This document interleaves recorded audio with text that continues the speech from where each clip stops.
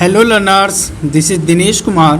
So class 8 maths chapter number 2 एक चर वाले रैखिक समीकरण प्रश्नावली 2.4 का क्वेश्चन नंबर 4 करना है। दो अंकों वाली दी गई एक संख्या में एक अंक दूसरे का 3 गुना है। इसके अंकों के स्थान बदलकर प्राप्त संख्या को दी गई संख्या में जोड़ने पर 88 प्राप्त होता है। दी गई संख्या ज्ञात कीजिए। देखिए क्वेश्चन में हमसे क्या कहना चाह रहा है कि दो अंकों की संख्या है, यानी कि इसका मतलब क्या कि उसमें एक इकाई का अंक होगा और एक दहाई का अंक होगा। देखिए दूसरी बात ये कि एक अंक दूसरे का 3 गुना है। और यहाँ से देखिए अगर हम उनके अंकों को स्थान को बदल दें, यानी कि इकाई की जगह पे दहाई का अंक कर दें और दहाई की जगह पे इकाई का अंक कर दें, तो जो संख्या हमें प्राप्त होगी अगर हम उसको दी गई संख्या में जोड़ें तो हमें क्या मिलता है, 88 मिलता है। तो दी गई संख्या ज्ञात कीजिए। अब देखिए इस क्वेश्चन को मैं और अच्छे से समझाने के लिए आपको इसका रफ वर्क समझाता हूँ। देखिए रफ वर्क क्या करेगा, आपको क्वेश्चन से कनेक्ट करेगा। रफ वर्क अब देखिए ध्यान से समझिएगा इसको। देखिए इस क्वेश्चन को समझाने के लिए मैं यहाँ पर एक एग्जाम्पल लेता हूँ नंबर्स वाला, ताकि आप लोगों को ये समझ में आ सके कि क्वेश्चन में हमसे कहना क्या चाह रहा है। ओके, तो यहाँ से देखिए कि क्वेश्चन में हमसे ये कह रहा है कि दो अंकों की संख्या है और एक अंक दूसरे का 3 गुना है। तो यहाँ पर अगर मैं ये दो अंकों की संख्या में यहाँ पर दो अंक आएंगे कोई, तो अगर इस दो अंकों की संख्या में अगर एक अंक 1 है तो दूसरा अंक क्या होगा, इसके 3 गुना होगा, क्योंकि हमें क्वेश्चन में कहा गया है। तो कैसे मिलेगा, हमें 1 की गुणा मैं 3 से करा दूँ तो ये 3। ओके, या अगर मैं देखिए दूसरा एग्जाम्पल लेना चाहूँ कि अगर किसी दो अंकों की संख्या का पहला अंक 3 है तो दूसरा अंक क्या होगा, हमसे क्वेश्चन में कहा गया है कि उसके 3 गुना है, तो मैं 3 की गुणा 3 से कराऊंगा और दूसरा अंक क्या हो जाएगा, 9 हो जाएगा। ओके, तो यहाँ से देखिए ये तो क्वेश्चन में कह रहा था कि हमसे अंकों को कैसे हम लोग पहचानेंगे। अब देखिए अगर मैं इसी को अंक उठा लूँ 39, ठीक है, जस्ट ये आप लोगों को समझाने के लिए है कि क्वेश्चन में चल क्या रहा है। अब देखिए यहाँ पर क्या है कि एक इकाई का अंक है और एक दहाई का अंक है। तो देखिए जैसा कि हम लोगों ने क्वेश्चन नंबर 3 में करा था, दो अंकों की संख्या को विस्तारित रूप में लिखा था, तो देखिए यहाँ पर भी इकाई का अंक मौजूद है और दहाई का अंक मौजूद है। तो मैं इसको भी वैसे ही लिखूँगा। तो देखिए दहाई के अंक को 10 से गुणा करा जाता है, तो दहाई का अंक क्या है 3 प्लस इकाई का अंक क्या है 9, और इसको हम 1 से गुणा करेंगे तो 9 एकम 9। तो हम इसको ऐसे लिख सकते हैं। अब देखिए क्वेश्चन में आपसे एक चीज़ और कही गई है कि अगर हम उसके अंकों के स्थान को बदल दें, यानी कि इकाई की जगह पे दहाई और दहाई की जगह पे इकाई, तो देखिए नंबर क्या मिलेगा हम लोगों को 93। और यहाँ से देखिए अब 93 में एक दहाई का अंक है और एक इकाई का अंक है, तो दहाई के अंक को किससे गुणा करेंगे हम लोग 10 से। दहाई का अंक कितना है 9 प्लस इकाई का अंक कितना है देखिए 3 है, तो 3 एकम 3, तो मैं इसको ऐसे लिख सकता हूँ। ओके, यहाँ से देखिए कि अब ये हम लोगों को इस एग्जाम्पल की मदद से ये पता चल गया कि क्वेश्चन में चल क्या रहा है। ओके, पर देखिए अब हमें अभी नहीं पता है कि वो संख्या कौन सी है, ठीक है। तो यहाँ पर देखिए अभी ना हमें उसका इकाई का अंक पता है और ना ही दहाई का अंक पता है। और देखिए एक चीज़ और, बच्चे कहते हैं कि सर आपकी वीडियो थोड़ी लंबी हो जाती है। देखिए बच्चे क्या है ना कि हर एक पॉइंट को समझाने के लिए थोड़ा टाइम लगता है, और देखिए मैं ये चाहता हूँ कि हर एक बच्चा, ईच एंड एवरी स्टूडेंट हर एक पॉइंट को समझ जाए, ठीक है। तो इस वजह से क्या होता है वीडियो थोड़ी लंबी हो जाती है, एग्जांपल्स देने पड़ते हैं आप लोगों को। बट देखिए मेरा टारगेट क्या है कि आप लोगों को आंसर नहीं बताना है, ठीक है। आंसर क्या है, आप लोगों को बहुत सारी जगहों पर आंसर मिल जाएगा, बट मेरा क्या, मैं क्या चाहता हूँ कि हर एक बच्चा हर एक पॉइंट को क्या करे, समझ जाए, ठीक है। किसी भी पॉइंट में उसको डाउट ना रह जाए। तो देखिए अगर आप लोग पूरी वीडियो को देखते हैं तो मैं आपसे वादा करता हूँ आपका हर एक पॉइंट आपको समझ में आएगा। ओके, तो यहाँ से देखिए इस वजह से थोड़ी वीडियो लंबी हो जाती है। और देखिए अब यहाँ पर देखिए क्वेश्चन पे आइए, तो यहाँ पर देखिए ना अब हमें इकाई का अंक पता है और ना ही दहाई का अंक पता है। तो यहाँ पर अगर मैं इकाई के अंक को x मान लूँ तो देखिए दहाई का अंक क्या हो जाएगा, देखिए एग्जाम्पल दिया था मैंने, अगर दो अंकों की संख्या का पहला अंक क्या है 1 है तो दूसरा अंक क्या हो जाएगा इसके 3 गुना। तो देखिए दूसरा अंक क्या होगा, इसके 3 गुना होगा, मतलब दहाई का अंक क्या हो जाएगा 3x। ओके, फिर देखिए हम क्या करेंगे, इस संख्या को विस्तारित रूप में लिखेंगे, ठीक है। दहाई के अंक को 10 से गुणा और इकाई के अंक को 1 से गुणा। तो देखिए 10 गुणा दहाई का अंक कितना है हमारा 3x है, प्लस इकाई के अंक को 1 से गुणा, तो x की गुणा 1 से कराऊंगा तो ये x ही आएगा। तो यहाँ पर देखिए ये हमें एक संख्या मिलेगी, और देखिए ये संख्या कौन सी है, हमारी दी गई संख्या है, दी गई संख्या। ओके, देखिए ये अभी रफ वर्क चल रहा है इसका, अभी सॉल्यूशन नहीं लिख रहे हैं हम लोग। अब देखिए अगर हम इसके स्थान को बदल दें, यानी कि इकाई की जगह पे दहाई और दहाई की जगह पे इकाई, तो देखिए क्या होगा, यहाँ 3x हो जाएगा और यहाँ x हो जाएगा। तो यहाँ पर देखिए फिर से जैसे यहाँ पर देखिए हमने ये 39 को जब अंकों के स्थान को बदला था तो क्या हो गया था, 93 हो गया था। तो देखिए उसी प्रकार से है कि इकाई के अंक पे दहाई का अंक आ गया और दहाई के अंक पे इकाई का अंक आ गया। अब देखिए फिर से इसको हम क्या करेंगे, विस्तारित रूप में लिखेंगे। तो देखिए इकाई दहाई के अंक को 10 से गुणा और दहाई का अंक क्या है x प्लस इकाई के अंक को 1 से गुणा। तो यहाँ पर देखिए 3x की गुणा 1 से कराऊंगा तो क्या आएगा, 3x आएगा। और देखिए हमें एक संख्या मिलेगी, और ये संख्या हमारी कौन सी है, प्राप्त संख्या है। ओके, प्राप्त संख्या। ठीक, अब देखिए हमसे क्वेश्चन में क्या कह रहा है कि अगर हम प्राप्त संख्या में, ये हमारी प्राप्त संख्या है, प्राप्त संख्या में दी गई संख्या को जोड़ते हैं यानी प्लस करते हैं तो हमें कितना मिलता है, 88 मिलता है। तो देखिए यहाँ से हमें एक समीकरण मिल जाएगा, और इसको हम लोग सॉल्व करेंगे तो हमें x की वैल्यू मिल जाएगी। और देखिए अगर हमें x की वैल्यू मिल जाएगी तो हम लोग दी गई संख्या निकाल सकते हैं यहाँ से। ओके, तो देखिए अब इसका सॉल्यूशन लिख रहा हूँ, स्टेटमेंट कैसे बनानी है ये देखिएगा। माना इकाई अंक की संख्या, इकाई अंक की संख्या क्या है, देखिए एक चीज़ और, जब हम रफ वर्क को समझ लेंगे अच्छे से तो यहाँ पर देखिए स्टेटमेंट को लिखने में भी थोड़ा इजी हो जाएगा हमें। ठीक है, तो यहाँ पर देखिए इसको स्किप मत करिएगा। ठीक, तो देखिए इकाई अंक की संख्या क्या है, x, और दहाई अंक की संख्या, दहाई अंक की संख्या, देखिए क्या हो जाएगी, इसके 3 गुना यानी 3x। और देखिए दी गई संख्या क्या है हमारी, ये है दी गई संख्या बराबर 10 गुणा 3x प्लस x। और देखिए इसको हम सॉल्व भी कर सकते हैं आगे। तो देखिए क्या होगा, 10 की गुणा 3x से कराऊंगा तो ये हो जाएगा 30x प्लस x, और we can say that 31x। Okay, तो यहाँ पर देखिए यहाँ तक तो हो गया हमारा। फिर हमने क्या करा था, 2 अंकों की संख्या के स्थानों को बदल दिया था, अंकों को स्थानों को बदल दिया था। तो देखिए यहाँ पर हमें ये वाली संख्या प्राप्त हुई थी, तो यहाँ पर देखिए लिखेंगे हम लोग संख्या के अंकों के स्थानों को बदलकर प्राप्त संख्या क्या है हमारे पास, ये वाली है। ठीक, 10 गुणा x प्लस 3x। ओके, तो यहाँ पर देखिए आगे इसको हम सॉल्व कर सकते हैं। तो क्या हो जाएगा, ये 10 की x में गुणा होगी तो क्या हो जाएगा 10x प्लस 3x, और देखिए we can say that 13x।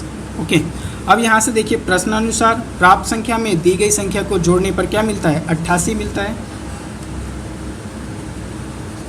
प्रश्नानुसार देखिए प्राप्त संख्या क्या है हमारी, ये है। ठीक है, डायरेक्ट लिख सकते हैं। देखिए इतना बड़ा लिखने की जरूरत नहीं है क्योंकि इसको हमने सॉल्व करके ये लिख दिया, और दी गई संख्या हमारी ये है। तो देखिए 13x प्लस 31x बराबर होगा किसके, 88 को। देखिए दोबारा सुनिए, प्राप्त संख्या में दी गई संख्या को जोड़ने पर 88 मिलता है। देखिए प्राप्त संख्या हमारी ये है, दी गई संख्या ये है, और इनको जोड़ते हैं तो हमें 88 प्राप्त होता है, क्वेश्चन में कहा गया है। देखिए यहाँ से सॉल्व करके x की वैल्यू निकालेंगे तो देखिए 1 और 3 4 और 3 और 1 4 और x, तो ये हो गया 44x बराबर में 88। देखिए x निकालना है तो 44 को उधर भेजना पड़ेगा। देखिए मल्टीप्लाई में हो तो उधर जाएगा, डिवाइड में हो जाएगा, तो 88 अपॉन में 4 देखिए 2 बार में कट जाएगा ये, तो x बराबर 2। तो देखिए हमारे पास x की वैल्यू आ गई। तो देखिए ये हमारा आंसर नहीं है, अभी हमें क्या करना है, दी गई संख्या निकालनी है। ओके, तो देखिए दी गई संख्या कहाँ से निकलेगी, यहाँ से। और देखिए दी गई संख्या की समीकरण हमने बना रखा है 31x। तो यहाँ से देखिए दी गई संख्या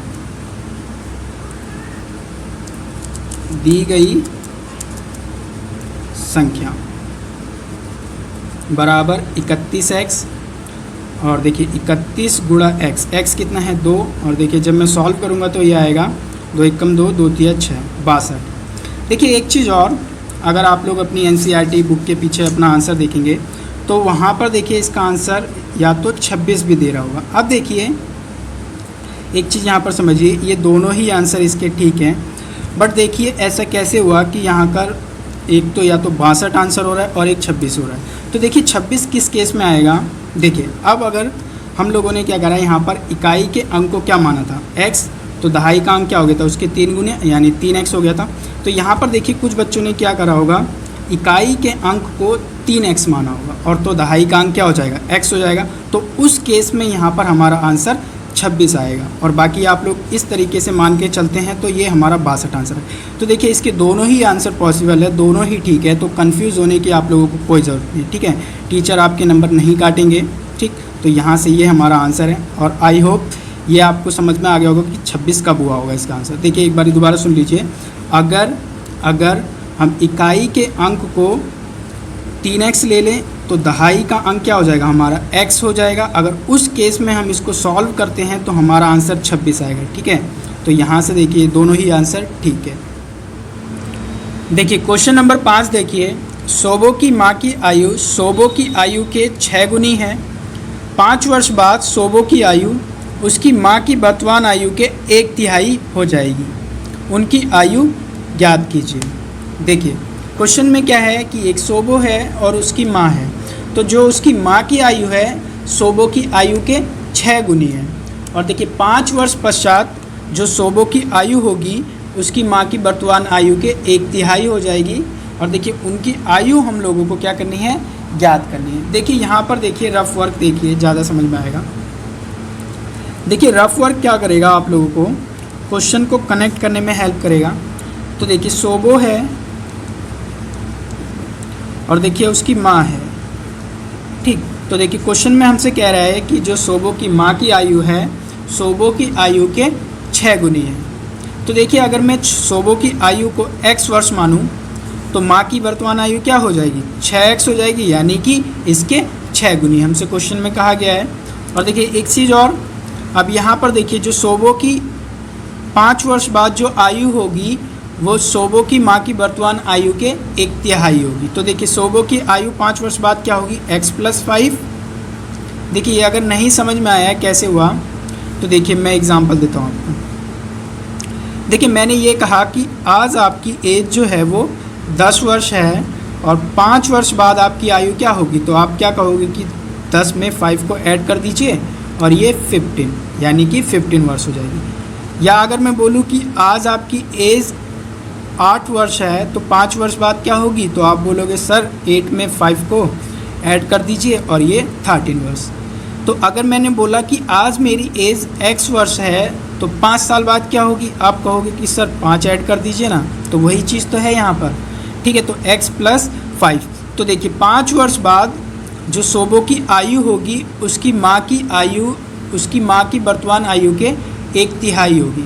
अब देखिए 1/3 यहाँ पर एक शब्द आया है, तो 1/3 का लॉजिक पहले मैं समझाता हूँ आपको। देखिए जैसे मान लिया मैंने यहाँ पर एक नंबर है 6 और 6 का मुझे 1/3 निकालना है, तो क्या करूँगा मैं 6 को 1/3 से गुणा कर दूँगा। और देखिए 3 एकम 3, 3 दूनी 6, और देखिए 2 एकम 2, तो यानी 6 का 1/3 कितना है 2 है। या और एग्जांपल लेना चाहूँ 12 ले लिया, तो 12 का 1/3 निकालना है, तो 12 को 1/3 से गुणा कर दूँगा। तो देखिए 3 एकम 3, 3 चौक 12 और 4 एकम 4, तो 12 का 1/3 4 है। तो इसी तरीके से देखिए जो सोबो की जो आयु होगी 5 वर्ष बाद माँ की वर्तमान आयु के 1/3 हो जाती है। तो देखिए माँ की अभी आयु कितनी है 6x, और देखिए इसका 1/3 कितना होगा 1/3, और देखिए हो जाती है मतलब कि बराबर, मतलब कि ये दोनों बराबर हैं। तो यहाँ से देखिए हमें एक समीकरण मिलेगा और इसको सॉल्व करके हम लोग अपना आंसर निकालेंगे।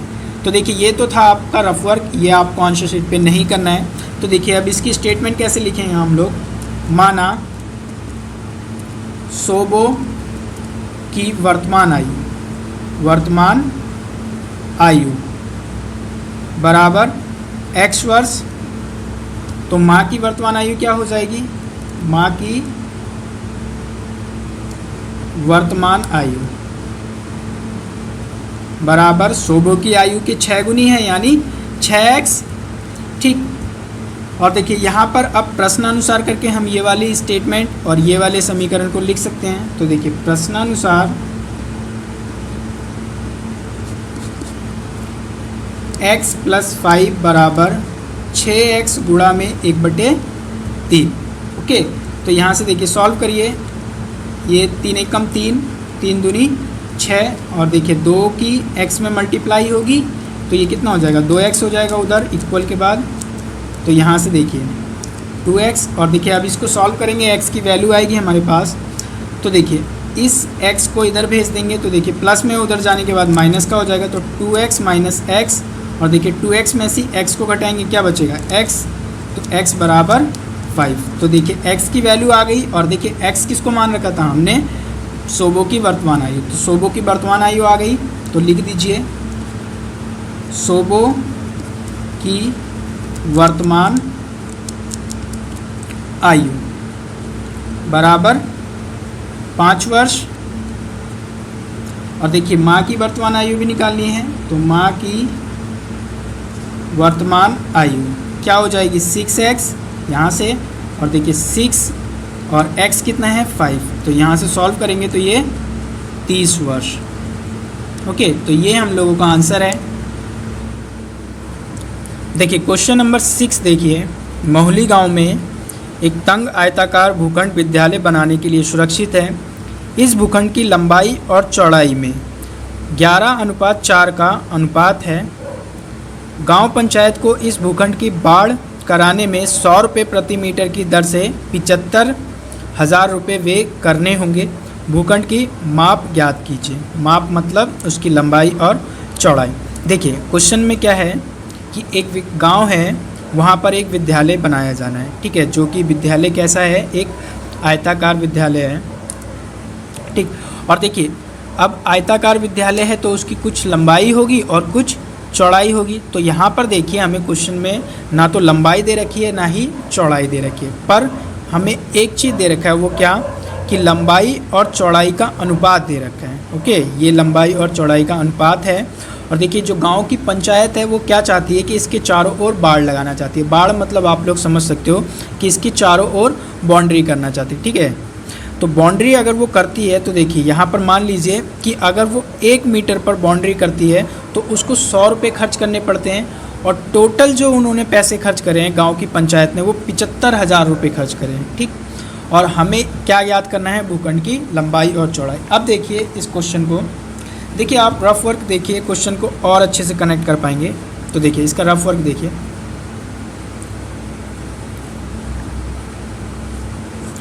अब देखिए जो हमारा भूखंड है, जो हमारा विद्यालय है वो एक आयताकार है। ठीक, अब देखिए एक लंबाई होगी और एक चौड़ाई होगी। तो ना तो हमें लंबाई पता है ना तो चौड़ाई पता है, पर हमें क्या पता है कि जो हमारी लंबाई और चौड़ाई का जो अनुपात है वो 11:4 है। तो यहाँ पर देखिए अगर मैंने बता रखा है आप लोगों को कि अनुपात वाला क्वेश्चन जब भी आता है तो हम उसको उतने ही x मान लेते हैं जितना कि क्वेश्चन में दिया जाता है। तो देखिए यहाँ पर जो लंबाई का जो अनुपात होगा वो 11x हो जाएगा, और जो चौड़ाई का जो अनुपात होगा वो 4x हो जाएगा। ठीक, तो यहाँ पर देखिए ये 11x और ये 4x। ठीक, तो यहाँ से देखिए आप लंबाई और यहाँ से ये चौड़ाई। तो देखिए लंबाई 11x है, चौड़ाई कितनी है 4x है।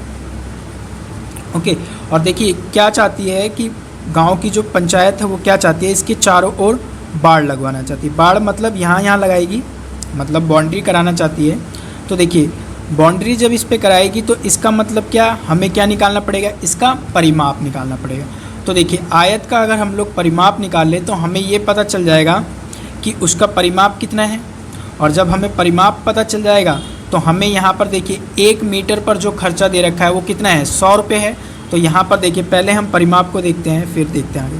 देखिए परिमाप क्या होता है, 2 × लंबाई प्लस चौड़ाई, ये हमारा आयत का परिमाप होता है। तो यहाँ से देखिए हम इस फॉर्मूले से क्या करेंगे कि इसका परिमाप निकाल लेंगे, और देखिए इसका परिमाप अगर हमें निकल जाएगा तो हम इसका खर्च निकाल सकते हैं कि कितना खर्च करा है। तो देखिए और एक चीज़ हम जानते हैं कि 1 मीटर पर 100 रुपये का खर्चा आता है। क्या आता है? 1 मीटर पर 100 रुपये का खर्चा आता है। और मुझे इसका परिमाप पता चल जाएगा तो मैं इसका पूरा खर्चा निकाल सकता हूँ। ठीक है, अगर देखिए मान लीजिए कि इसका जो परिमाप है, सपोज़ कर लीजिए 10 है, ठीक है, 10 मीटर है, तो मैं क्या करूँगा, इसको 100 को 10 से गुणा कर दूँगा तो मुझे इसका पूरा खर्च पता चल जाएगा। ठीक है, ये देखिए, ये मैंने नंबर जस्ट आपको समझाने के लिए लिया है। तो यहाँ से देखिए हम इसका परिमाप निकाल लेंगे और फिर आगे सॉल्व करेंगे। ठीक, तो यहाँ से देखिए अब इसके बाद स्टेटमेंट यहाँ पर लिखता हूँ मैं। देखिए ये रफ था, अभी देखिए क्वेश्चन में आपको समझ में आएगा जब मैं स्टेटमेंट्स को लिखूँगा। देखिए, माना आयताकार भूखंड की लंबाई क्या होगी? 11x, ठीक है, ये, और चौड़ाई क्या होगी? 4x। तो आयताकार भूखंड की चौड़ाई बराबर 4x। ठीक, अब देखिए हमें आयताकार भूखंड का क्या निकालना पड़ेगा? परिमाप निकालना पड़ेगा। तो यहाँ से देखिए आयताकार भूखंड का परिमाप क्या होता है? फॉर्मूला 2 गुणा लंबाई प्लस चौड़ाई, ये होता है। तो देखिए अब यहाँ से 2 ऐसी रहेगा और लंबाई कितनी है हमारी? 11x है, प्लस चौड़ाई कितनी है? 4x है। और देखिए इसको सॉल्व करूँगा, 2 गुणा 11 और 4 15x हो जाएगा, और 15 की जब मैं गुणा 2 से कराऊँगा तो ये हो जाएगा 30x। तो यहाँ से देखिए जो हमारे पास आयताकार भूखंड का जो परिमाप आया है वो कितना है? 30x है। तो हम क्या जानते हैं कि हमें 1 मीटर पर खर्चा दे रखा है। तो देखिए यहाँ पर 1 मीटर पर वे 1 मीटर पर कितने रुपए वे होता है? वे मतलब खर्च 100 रुपये होता है। तो यहाँ से देखिए अब हमारे पास क्या है? आयताकार का परिमाप है। तो देखिए बताइए इतने ही क्षेत्र पर हमने जो पैसे खर्च करे होंगे इतने ही परिमाप पर खर्च करे होंगे। ठीक, तो यहाँ से देखिए अब 30x मीटर पर वे, 30x मीटर पर वे कितना होगा? अब देखिए मैं इसको 100 से क्या कर दूंगा? गुणा कर दूंगा, क्योंकि 1 मीटर पर कितने रुपए खर्च होता है? 100 रुपये होता है। तो बताइए 30x मीटर पर कितना होगा? तो मैं इसको गुणा करके निकाल सकता हूँ। तो ये हो जाएगा कितना? 3000x रुपये। ठीक, और यहाँ से देखिए जो गांव की जो पंचायत है उन्होंने टोटल जो वे करा है, मतलब जो कुल खर्च करा है, उसने कितना करा है? 75,000 रुपये उन्होंने क्या करा है? खर्च करा है। तो अब देखिए यहाँ से प्रश्नानुसार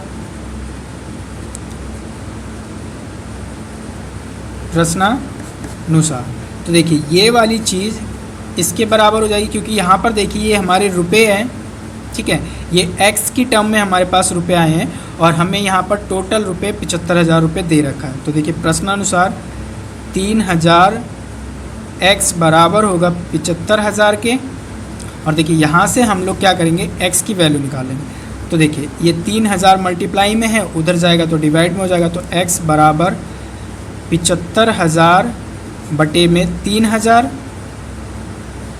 देखिए 3 जीरो से 3 जीरो कट जाएगा और 3 एकम 3, और इसको 75 को काटेंगे तो ये आएगा 25। ठीक, यानी कि x बराबर जो है हमारा 25 है। तो देखिए हमें x की वैल्यू पता चल गई और हमें क्या बतानी है? भूखंड का माप बताना है, यानी लंबाई और चौड़ाई। तो देखिए लंबाई और चौड़ाई हमें कहाँ से मिलेगी? यहाँ से। ठीक है, तो देखिए यहाँ से अब तो देखिए आयताकार